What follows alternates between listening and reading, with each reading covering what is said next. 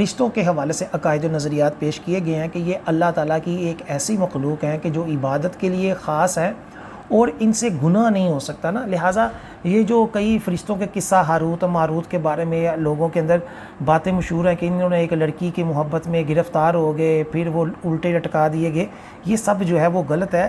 جو فرشتے ہوتے ہیں یہ گناہوں سے معصوم ہوتا ہے، ان سے گناہ ہو ہی نہیں سکتا.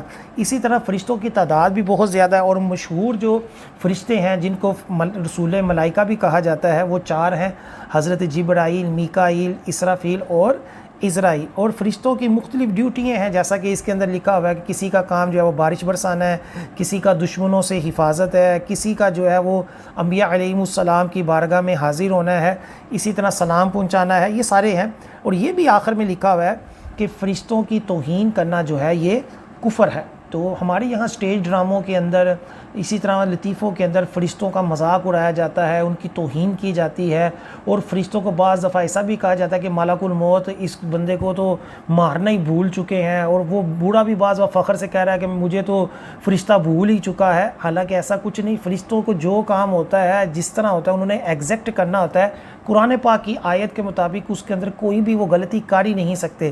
لہٰذا فرشتے کے بارے میں ایسی بات کہنا کہ جو ان کے شایان شان ہی نہیں، جو ان سے ایسی ممکن ہی نہیں، یہ بیسیکلی قرآن پاک کا بھی انکار ہو جاتا ہے. اس لیے اس حوالے سے بہت ہی احتیاط کرنی چاہیے. اسی طرح فرشتوں کے وجود کا انکار کرنا، جیسا کہ سر سید نے فرشتوں کا بھی انکار کیا تھا، جنت کا بھی کیا اور فرشتوں کا بھی، اور کہا کہ فرشتے جو ہوتے ہیں یہ کوئی مخلوق نہیں ہے، یہ انسان کے اندر جو ہے ایک اچھے کام کرنے کے جو ایک جذبہ ہوتا ہے اس کا نام جو ہے وہ فرشتہ ہے. حالانکہ ایسا نہیں. فرشتے جو ہیں وہ باقاعدہ ایک مخلوق ہے اور اس کا قرآن و حدیث سے واضح طور پر ثبوت ملتا ہے. اللہ تعالی ہمیں قرآن و سنت کے مطابق اپنے عقائد و نظریات رکھنے کی توفیق عطا فرمائے.